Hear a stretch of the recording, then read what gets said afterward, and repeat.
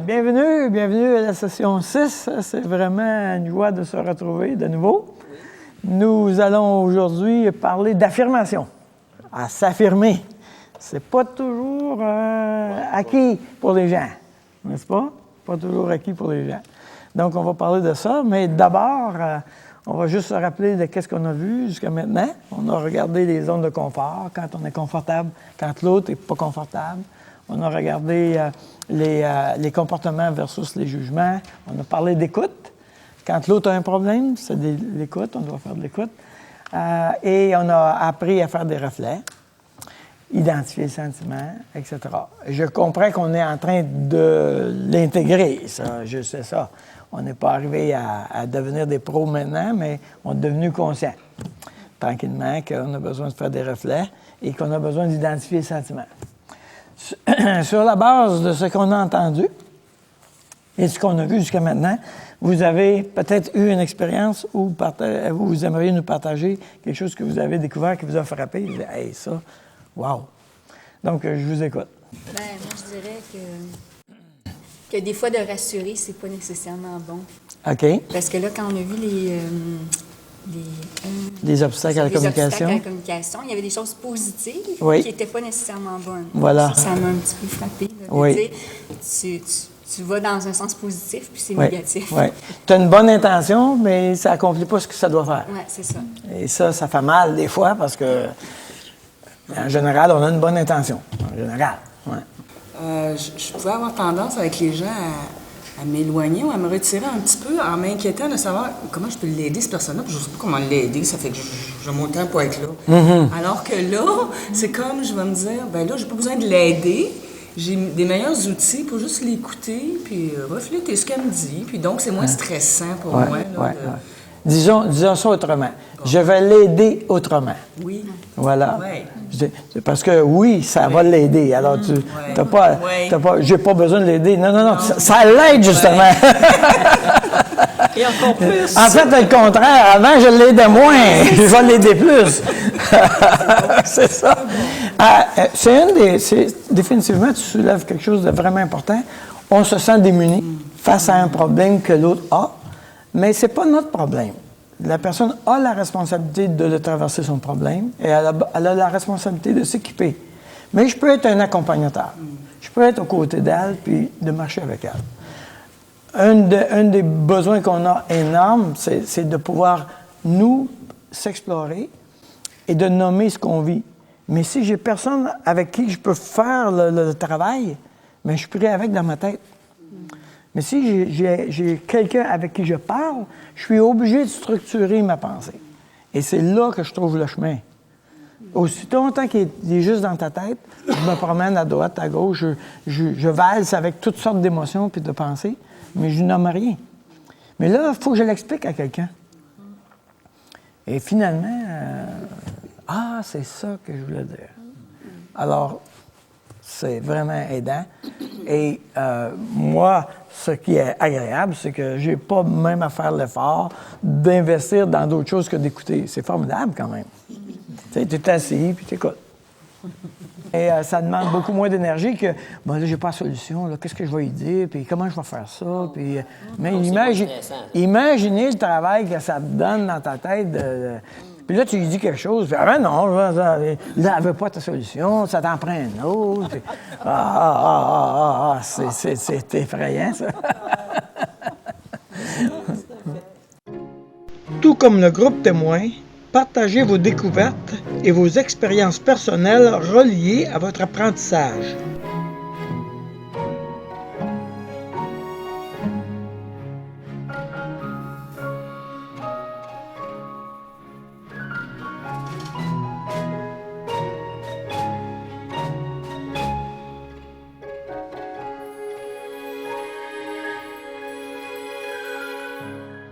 Nous sommes maintenant dans l'affirmation. Et là, on change de zone maintenant dans cette séance. Nous étions dans la zone « l'autre a un problème ». Maintenant, on s'en va dans la zone « il n'y en a pas de problème ». Notre but, dans la zone qui n'a pas de problème, c'est d'augmenter, d'élargir cette zone-là. Autrement dit, d'être en général, dans ta vie, dans la zone sans problème. C'est ça que tu veux. Tu veux, ça n'existe pas, ça serait une utopie de croire que j'ai jamais de problème et que l'autre n'a jamais de problème.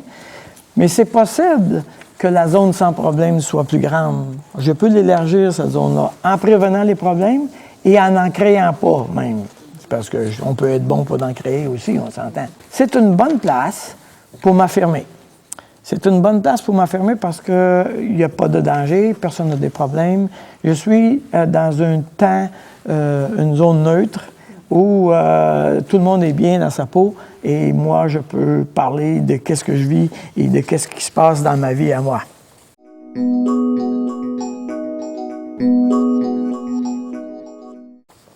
On va commencer par définir l'affirmation. S'affirmer, c'est faire valoir ses droits tout en tenant compte des droits des autres et sans entraver la satisfaction de leurs besoins.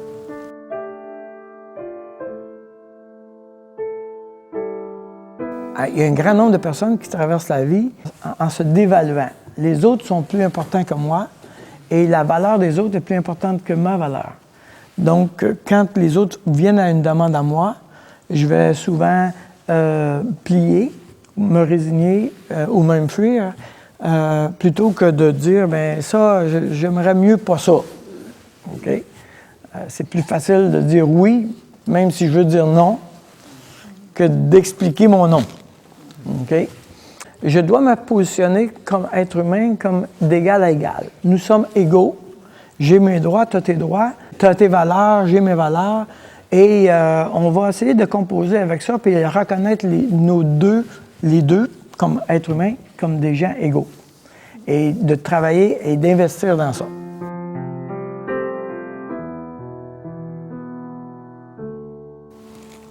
Évidemment, il y a des relations qui sabotent l'intention à cause de notre modèle d'éducation. Par exemple, le père et la mère par rapport à l'enfant. Sur un côté, il s'adresse à l'enfant comme un être humain, il fonctionne comme ça. Il y a une différence entre, comme être humain, nous sommes égaux par rapport à nos valeurs, et il y a une différence entre j'ai un rôle différent de toi. Moi, j'ai un rôle comme parent de t'influencer, de te diriger, de t'encadrer, de t'aider, mais tout au long de ça, je reconnais que tu es un être humain à part entière, même si tu as 5 ans. OK? Alors, il y a comme une différence là qu'on doit juste saisir, là. Alors, ce qui se passe, c'est que comme parent, quelquefois, évidemment, surtout quand ils sont très jeunes, on a beaucoup de pouvoir. On dit, tu tournes à droite, c'est tout. Quoi que ce soit que tu penses, tu tournes à droite. Évidemment, ça fait des courts-circuits, ça va plus vite parce que là, moi, j'ai un cours à 5 heures, puis il faut que je m'en aille, puis j'ai un lunch à faire, puis puis ça va plus vite. Bing, bang, on casse ça. Le problème, c'est que ça rallonge avec le temps. Parce que plus il devient adolescent, plus il commence à négocier l'histoire. OK? Là, tout à coup, il y a une inversion qui se passe. Qui s'arrange? Moi, j'ai tout essayé, ça ne marche pas. Et là, maintenant, c'est moi qui écrase sur mes droits. J'abandonne mes droits, mes valeurs, puis je le laisse aller, puis maintenant, je subis ces règles du jeu. Ben oui, mais tu lui as montré à faire ça. Il fait ça avec toi. OK?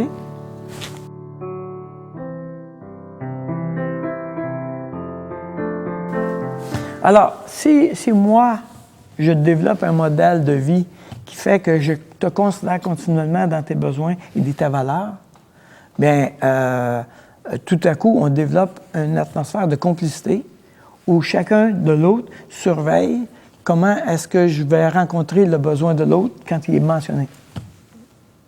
On devient complice et on devient collaborateur. Plutôt que compétiteur, qui va être le plus fort pour remporter le maximum de droits que je peux satisfaire.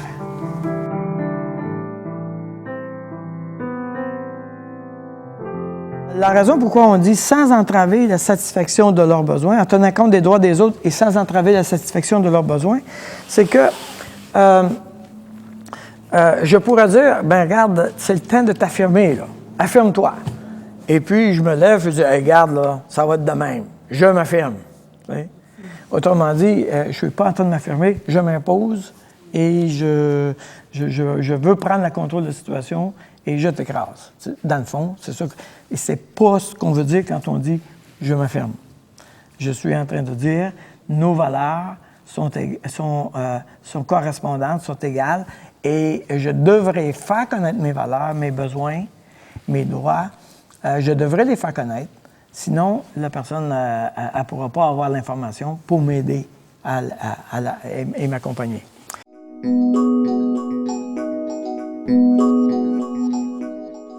Donc, ça veut dire que dans l'affirmation, il y a aussi l'élément de la responsabilisation. Et je vais faire deux définitions. Une de Mme Portelance, dans son livre. La responsabilité, c'est la capacité d'une personne à exercer le pouvoir sur sa vie en cherchant en elle-même la source de ses souffrances, en travaillant à se transformer au lieu de blâmer les autres et d'exercer un pouvoir sur eux en essayant constamment de les changer. Bon, on va redire cette phrase-là. Là. La responsabilité, c'est la capacité d'une personne à exercer le pouvoir sur sa vie. J'ai dit tout à l'heure que, dans une des premières séances, que quand on a grandi dans la vie, on a grandi que je pleure, puis il y a une grosse masse noire qui arrive sur la couchette, puis qui résout mon problème. OK? Autrement dit, veut pas, il y a des vestiges de ça quelque part. Et il y a une place où, en dedans de moi, j'attends que quelqu'un le résolve. Et pendant ce temps-là, je vis en victime. Donc, il y a des morceaux que j'ai développés suffisamment, la maturité dans ma vie. J'attends pas. Je suis proactif, puis je le fais. Puis il y a des morceaux où j'attends. Pour te donner un exemple, qui n'est pas mon honneur, mais quand même. Chez nous, mon modèle parental, c'est que c'est ma mère qui s'occupe des finances. Et ma femme, elle ne voulait pas s'occuper des finances. Donc, j'ai fait les finances par défaut. OK? Mais, à l'intérieur de moi, je vivais toujours avec l'espérance que quelqu'un prenne les finances. Quand est-ce que tu prends les finances, chérie? Quand est-ce que tu prends les finances, chérie? Des années de temps! En dedans de moi, je fais les finances, mais je n'ai pas les finances. Je prie avec, mais je n'ai pas les finances. OK? Et je vivais que... Et là, ça me disait, il y a une facture? Hey, comment? T'as juste à y prendre les finances. Hey, ah ouais. Aussitôt qu'il y avait une question d'argent, ça dit que ça fait pas trop long que je voulais pousser ça dans sa cour. OK? Et non, c'est pas mon problème, je veux pas ça. Mais bon. Et un jour, il est obligé de dire, Daniel, il va falloir que tu développes la capacité de faire un budget, de tenir les livres et de payer les factures. J'haïs ça à mort. Mais je le fais, là. Bon. Je le fais. Mais c'est la capacité d'une personne à exercer le pouvoir sur sa vie. C'est-à-dire, je prends en charge ce domaine-là dans ma vie. En cherchant en elle-même la source de ses souffrances, j'ai été obligé de venir en dedans de moi et dire, regarde, c'est quoi le problème? Là, j'ai identifié que mon modèle, bien sûr, je l'avais identifié, ça faisait longtemps, mais je voulais quand même, je trouvais que le modèle était pas pire.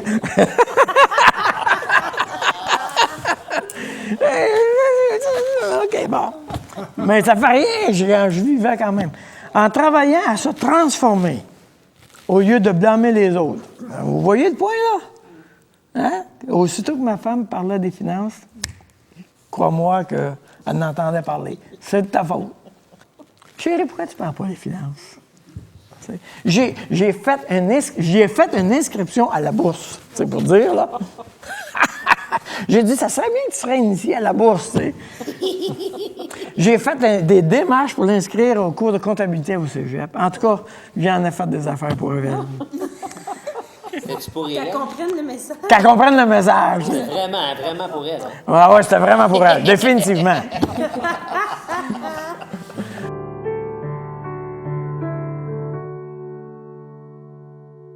alors, à se transformer au lieu de blâmer les autres et d'exercer un pouvoir sur eux en essayant constamment d'échanger. Vous voyez le point?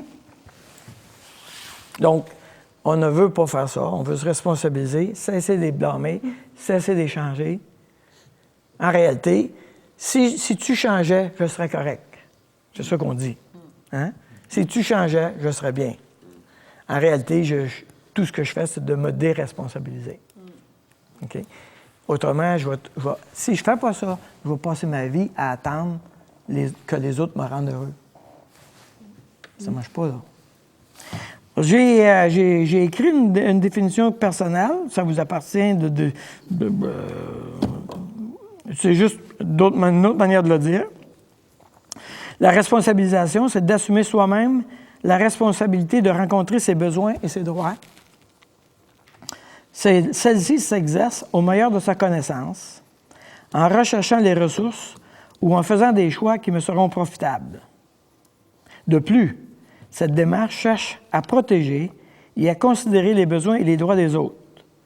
Parmi les tâches de responsabilisation, je dois revendiquer ou au mieux informer les autres de mes droits, de mes besoins et de mes droits. Donc, je suis moi à part entière et j'ai la responsabilité de ma vie, OK?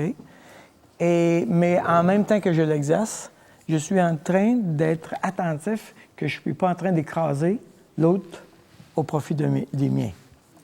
OK? Donc, ça ne sera pas au détriment des autres. Donc, ça veut dire que des fois, je vais devoir renoncer à quelque chose parce que ça fait obstacle à l'autre et ça nuit à l'autre. Okay? Il y a un élément sacrificiel, mais ça va être un élément volontaire. J'y renonce volontairement, d'une manière intentionnelle. Vous comprenez le point? C'est différent que je suis victime, je ne l'ai pas, puis c'est pauvre de petit moi. Non, non, non, non. Je choisis intentionnellement d'y renoncer parce que, à l'intérieur de mes principes, un de mes principes, c'est de respecter aussi la qualité de vie de l'autre. Donc, l'affirmation et la responsabilisation vont de pair.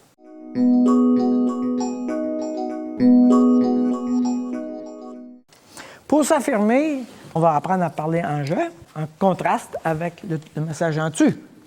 OK. Tu fais ça, tu fais ci, tu fais ça. Alors, le message en tu, il comporte un jugement, une évaluation. Les messages en tu créent une distance et créent un effet de malaise. Après toutes ces années, tu devrais savoir que j'ai le vertige. Votre association n'est pas intéressante. Tu veux rire, tu ne dis pas ça sérieusement.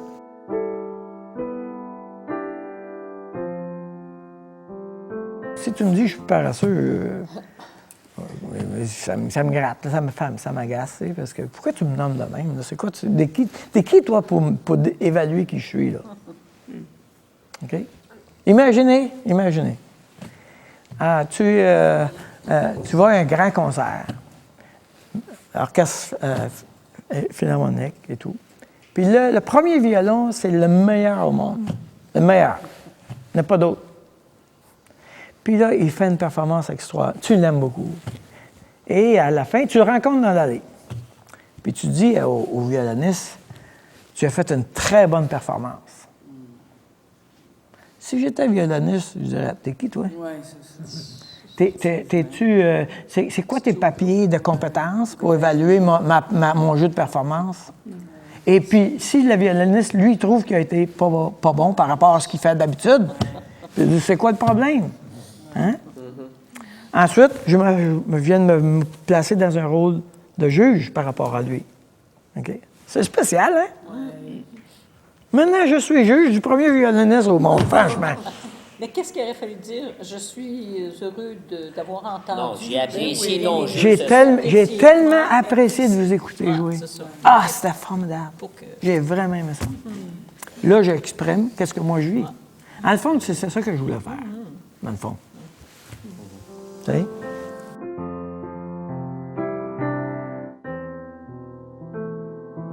Message en jeu, c'est l'émetteur qui parle de lui. Okay? Il parle de sa personne à elle. je dis qu'est-ce qui se passe à l'intérieur de moi. Donc, le message en jeu va exprimer des effets concrets dans ma vie d'une manière ou d'une autre. Je ne réussirai pas à faire un bon travail parce que j'ai le vertige.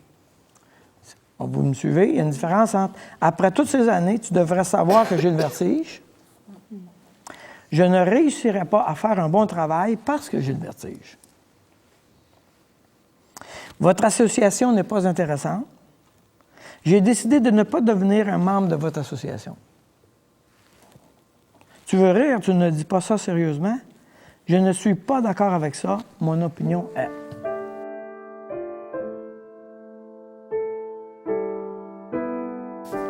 Quand on est dans un milieu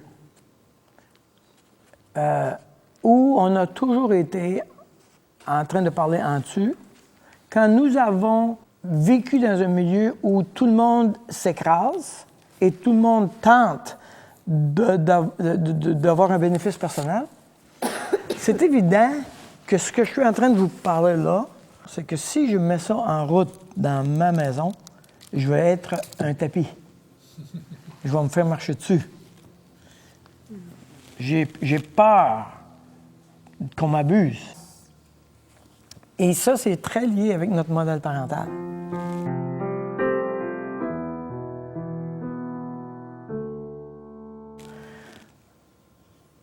Dans un modèle parental ou dans un modèle de couple où nous sommes continuellement en train de faire valoir mes besoins et mes droits et que j'écoute les besoins et les droits de l'autre, on tombe dans un modèle de complicité. C'est-à-dire que les uns et les autres sont collaborateurs pour t'aider. Donc, si je fais valoir de quoi, je ne suis pas en danger de le perdre. Ou l'autre n'entend pas le message qu'il va tout perdre maintenant. Non, non, non. Il entend qu'il y a un problème et là, maintenant, il faut s'asseoir pour le traverser ensemble. Et quand on va le traverser, on va être gagnant-gagnant. OK? Donc, une atmosphère de complicité, ça fait que quand moi, je fais un message d'affirmation sur mon besoin, moi, ce soir, ça ne me le dit pas tellement, je suis vraiment fatigué. Et puis là, tu me demandes d'aller au cinéma, là, je suis crevé.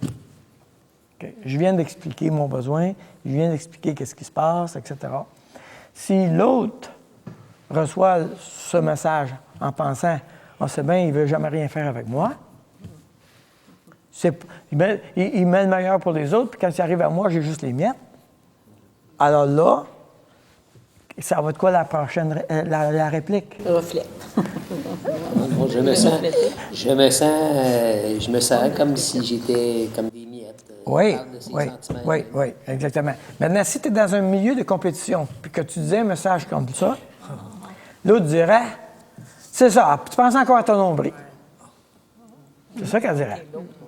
Tu comprends? Alors, la différence, c'est l'ambiance. Tu vois? Plus je crée une ambiance de complicité, plus tout le monde devient collaborateur quand il y a un problème qui se présente. Ça va? Oui. Si l'autre n'est pas collaborateur, exemple, comme, je sais pas, parce qu'il faut que ça se fasse des deux côtés. Oui. Ça se fait juste d'un bord. Oui. C'est là que tu avais peur au début, puis tu avais raison. Tu avais raison, exactement. Et c'est pour ça que je le soulève, c'est que si mon milieu n'est pas dans cette ambiance-là, il va falloir la construire. Ça veut dire que il n'y a pas de magie dans l'histoire. C'est pas parce que j'ai fait un message en jeu que tout se place. Tu comprends? Ça veut dire que, à force de travailler dans ce sens-là, je vais bâtir l'ambiance. Et je vais défaire les vieux modèles. Mais ça ne se fera pas du jour au lendemain, particulièrement dans une famille. Imagine-toi si tu es parent d'une famille où les enfants sont rendus à 10, 12, 15 ans. Si tes enfants sont rendus là, et que l'ensemble de l'ambiance était compétitive, regarde, c'est pas parce que tu vas faire un message en jeu demain matin là, que tout la paix dans la maison s'installe, on se reconnaît pas. Non, on se calme. C'est pas magique. OK? Mais on va le construire. On va désamorcer tranquillement. On va cesser de nourrir la compétition, puis on va commencer à nourrir la complicité.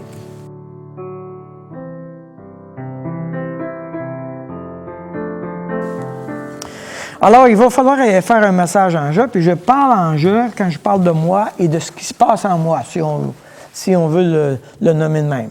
Un message en je, c'est je parle de moi, puis je parle de ce qui se passe en moi. Si tu n'es pas habitué de parler de ce qui se passe en toi, tu vas trouver ça très menaçant. Parce que là, tu te révèles. Et là, tu deviens vulnérable. Donc, une relation authentique, le message d'affirmation, un message en je, me permet d'avoir une relation authentique avec quelqu'un d'autre parce que je suis en relation avec moi-même. Donc, je suis à la fois en relation avec toi et en relation avec moi.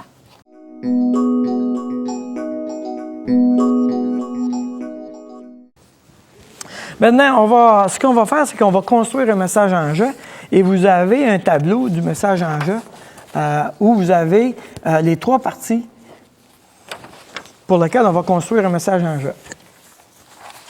Un message en je se compose de 3 éléments.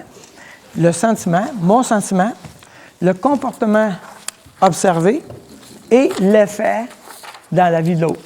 Donc, il y a 3 éléments. Le sentiment, le comportement observé et l'effet dans ma vie.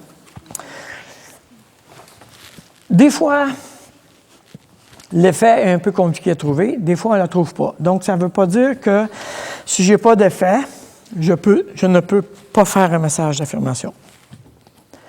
Fondamentalement, d'avoir un sentiment et un comportement peut faire un très bon message d'affirmation. D'avoir l'effet, c'est formidable parce que ça donne l'information à l'autre sur quoi il doit intervenir. Si je ne sais pas sur quoi je dois intervenir, je ne peux pas être collaborateur. Le deuxième, c'est le comportement. Je décris le comportement de l'autre. Quand tu fais ceci ou tu fais cela, voici ce que je vis quand tu fais ceci ou tu fais cela. Donc, je décris le comportement de l'autre et troisièmement, je nomme l'effet que ça fait. Alors, dans l'exemple que vous avez, je suis inquiet. C'est mon sentiment. Quand tu laisses traîner ma scie dehors, c'est pas un message en tu de décrire le comportement de l'autre. Le message en tu, c'est tu laisses toujours traîner ma scie dehors. Vas-tu te ramasser, s'il vous plaît? Ça, c'est un message en tu. OK? Je suis inquiet. Quand tu laisses traîner ma scie dehors, et je décris le fait, parce que j'ai peur que mes outils soient rouillés, là, j'explique pourquoi il faut poser l'action de résoudre ça. Même si tu as mis le tu, c'est pas un message en tu. Non. Quand je décris le comportement de l'autre, nécessairement, c'est toi qui l'as fait. C'est ça, oui. C'est toi qui as fait ça. Mais ton comportement me fait un effet. Tu me rends inquiet. Je suis inquiet. Non, pas tu me rends inquiet. Non, pas tu me rends inquiet. Excusez, on efface ça. On éditera. Bloopers. Je suis inquiet. Hein? Okay. Je suis inquiet. Quand tu laisses traîner ma dehors, je décris ton comportement. Parce que j'ai peur qu'elle rouille. Imaginez que le père arrive, OK, et il dit à son fils, « Tu laisses toujours traîner mes affaires, espèce de traîneux. » OK? Mais que le fils, lui, a fait un effort incroyable pour faire un grand ménage dans le garage. C'est super beau. Il a fait ça toute l'après-midi.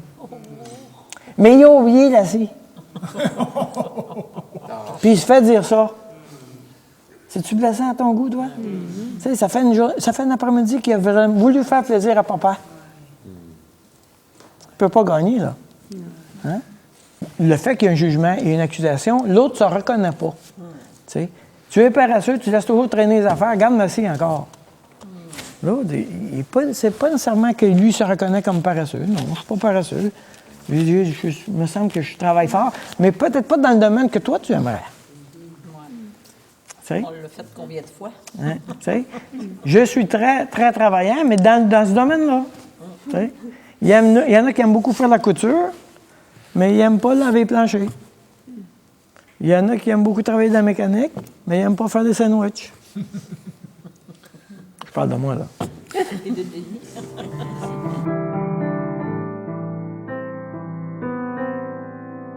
Donc, on va faire un petit exercice. Reconnaître les éléments du message en jeu. Et donc, on va commencer par identifier le sentiment le plus approprié. Lequel de la première question est le sentiment le plus approprié? Tu ne fais pas ton travail. Je suis irrité parce que tu me fais sauter un plomb. B. Je suis en présence d'incompétents. Je suis très inquiet que c'est toujours moi qui. Je suis très inquiet. Je suis très inquiet. Hein? Alors maintenant, les comportements. On va identifier le comportement. Le courrier d'hier n'a pas été posté. Tu ne postes jamais le courrier à temps. Tu fais exprès de ne pas poster mon courrier quand c'est urgent. Ah. Oh, on peut voir le genre de phrase qui peut allumer la bougie. Hein? Ouais, c'était une bonne pour allumer ça. Oui. Tu ne fais pas attention. Et c'est quoi le but de dire une phrase de même? C'est de faire bouger l'autre. Hein? On est irrité, puis on veut le faire bouger. Fait qu'on va le piquer. Oui, puis on va le piquer. Tiens-toi, tu vas bouger, là, ça va faire, là. Hein? Ça fait deux semaines que tu fais toujours des affaires en retard. Tiens-toi. Bon. Tu ne fais pas attention quand tu prends les messages téléphoniques. Tu prends des messages téléphoniques sans noter le sujet de l'appel. Tu ne te rends pas compte de l'importance du sujet d'un appel. Mais A est complètement inutile. Parce que tu fais juste dire tu fais pas attention, mais il ne sait même pas pourquoi. Hein? Il ne sait pas qu'est-ce qu'il faut qu'il améliore. Exactement. Lorsque je veux utiliser la perceuse et que je ne trouve pas les forêts après que tu t'en sois servi, tu ne mets jamais les forêts à leur place. Ah. Si le mot jamais n'avait pas été là. Tu n'as pas mis les forêts à leur place. Ça aurait été bon. Fait que c'est juste le mot jamais qui. Oui, parce qu'il y a un élément de jugement, tu généralises tout. Ça aurait pu être juste tu ne mets pas les forêts à leur place. Oui, quand tu ne mets pas les forêts à leur place, je suis très irrité quand je commence à travailler puis que je ne trouve pas les forêts. Quand tu ne les mets pas à leur place. Alors, j'ai mis l'effet, parce que le sentiment, effet, comportement, tu peux tous les mêler. Okay? Alors, je suis très irrité quand je veux faire un travail puis je ne trouve pas les forêts. Donc, l'effet, quand tu ne les mets pas à leur place, comportement. Et l'effet, le patron sera fâché contre toi, tu vas te mettre en retard dans ton travail, je risque de ne pas faire parvenir mon devis à ce client à la date où je lui ai promis. C. Tu te mélangeras dans tes messages. Je ne peux pas me préparer avant de rappeler un client. Je serai fâché. B. L'autre effet, je dois aller emprunter des forêts et cela me retarde dans mon travail. Tu risques toi-même de ne pas trouver les forêts quand tu en auras besoin. Les autres penseront que je suis mal organisé et que je te laisse faire n'importe quoi. Ah, voilà.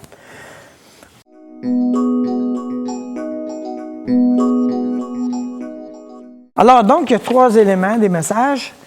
Il y a 3 éléments pour chaque message en jeu et il y a 5 types de messages en jeu. Pour cette séance, on va en voir 4. Ces 4-là, la raison pour laquelle on voit 4 sur 5, c'est que ce sont les 4 qu'on va émettre dans la zone sans problème. Le 5e, ça va être un message en jeu quand je suis dans la zone à problème et qu'on va voir dans une séance plus tard.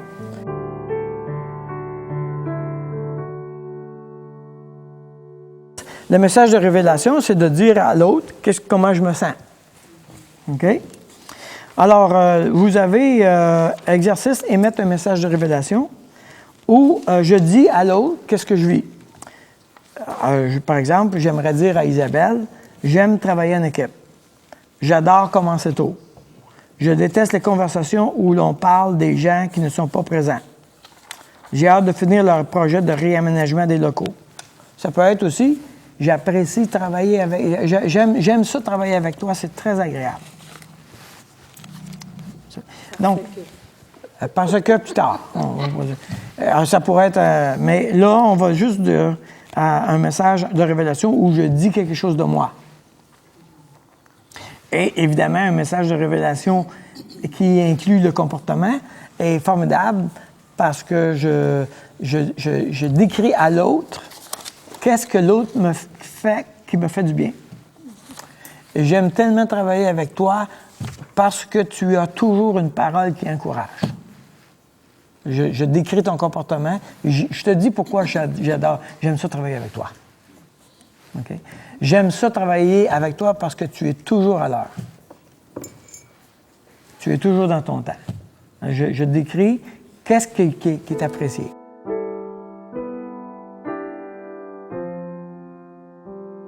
Donc, vous avez une personne dans votre tête à qui vous aimeriez dire quelque chose de vous qui est important. Je vous demande de l'écrire. Alors, c'est à vous maintenant de compléter l'exercice écrit suggéré tout en respectant le temps qui vous est alloué.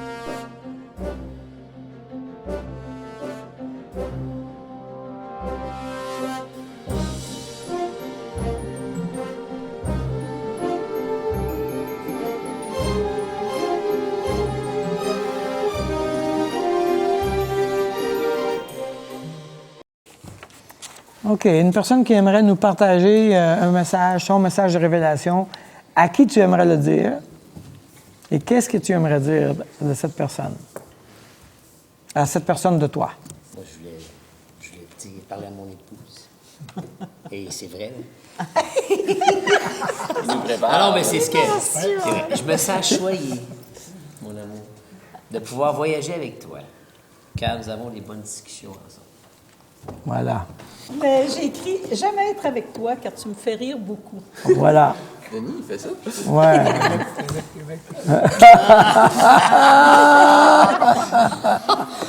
Voilà. C'est quelqu'un qui joue du violon. C'est bon. C'est notre tour. Hein? Oui, un autre? Oui. J'en ai un qui s'adresse à Marie-Josée, qui est une Inou qu'on connaît. OK. Et, je lui dis souvent, je dis « J'aime t'entendre rire ». J'aime t'entendre. Good. Exactement. Un message de révélation. Je dis quelque chose qui se passe en moi, à cause de toi. OK. Tout comme le groupe témoin, c'est à votre tour maintenant de faire un tour de table et de compléter l'exercice.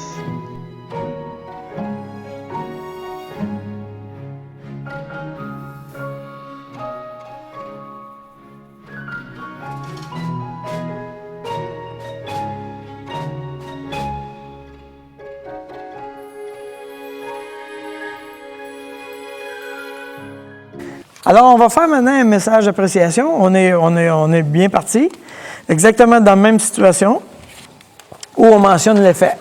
Alors, vous allez écrire un message d'appréciation à une personne en décrivant le comportement de l'autre. Alors, c'est à vous maintenant de compléter l'exercice écrit suggéré tout en respectant le temps qui vous est alloué.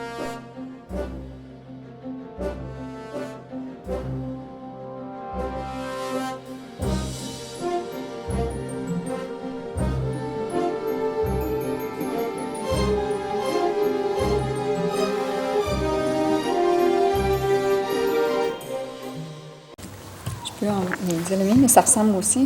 Ghislain, j'apprécie lorsque tu prépares le souper du dimanche parce que je suis souvent fatiguée ce soir-là. Voilà.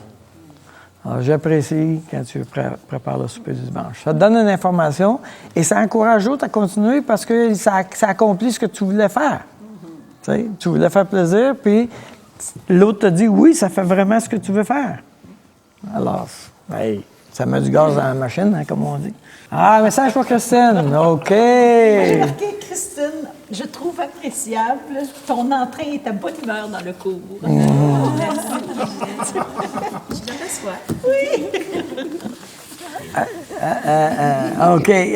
Quand tu trouves ça appréciable, tu te sens comment? Oui, ça, c'est ça. Ah, OK, le sentiment, je l'ai pas dit. Tu te sens comment? Bien, j'apprécie.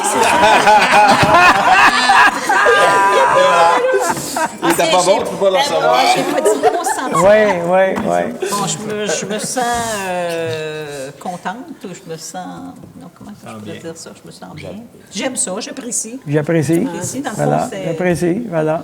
OK. Ouais. Bon, je fais une fois. OK. Ouais, c'est pas si évident que ça. Mais moi, je te le donne. Non. Parce que moi, je vais avoir la tentation, des fois naturellement, peut-être, de remercier quelqu'un qui a fait quelque chose. Ah, je Oui. te remercie d'avoir fait le souper. Oui. Mais je parle pas de...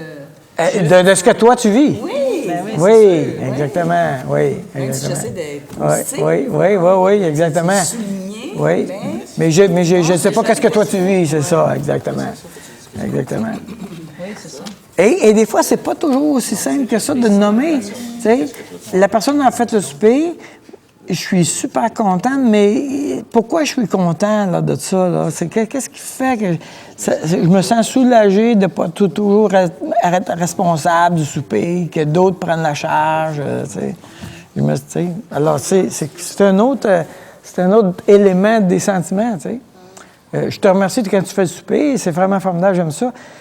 Ça me soulage tellement quand quelqu'un d'autre prend la responsabilité que c'est pas toujours sur mes épaules.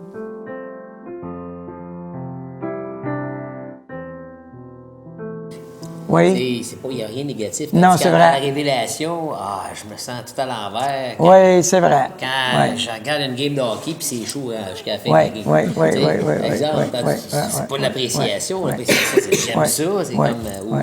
Ou j'haïs ça ou un téléphone à 5 heures, là, juste l'heure du souper. Bon, c'est négatif. Hein. C'est négatif, mais ça dit quelque chose de moi pareil. Oui, c'est ça.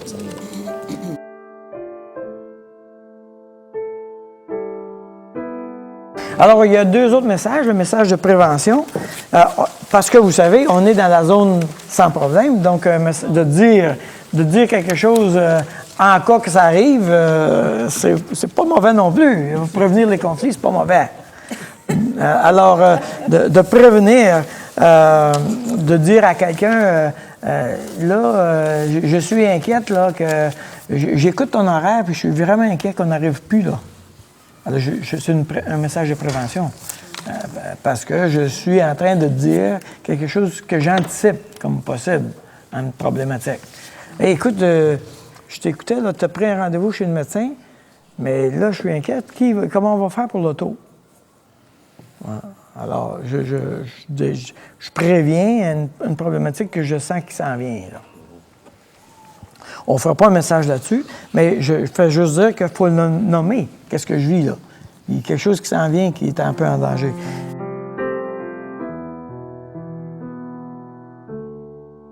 Et message de réaction, elle est un peu différente. C'est-à-dire que tout à coup, il arrive quelque chose vers moi, puis je dois te donner l'information. Moi, réellement, ça ne m'intéresse pas ces activités-là. J'aime pas ce genre d'activité-là. Une réaction à ce qu'on me propose. OK?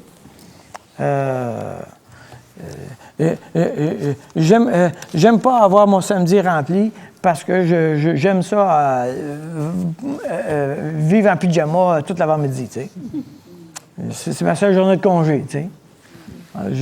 Je réagis à quelque chose qu'on me dit. On n'a pas de problème, mais on a juste donné l'information. Regarde ça, ce genre d'affaires-là, j'aime pas ça. Bon.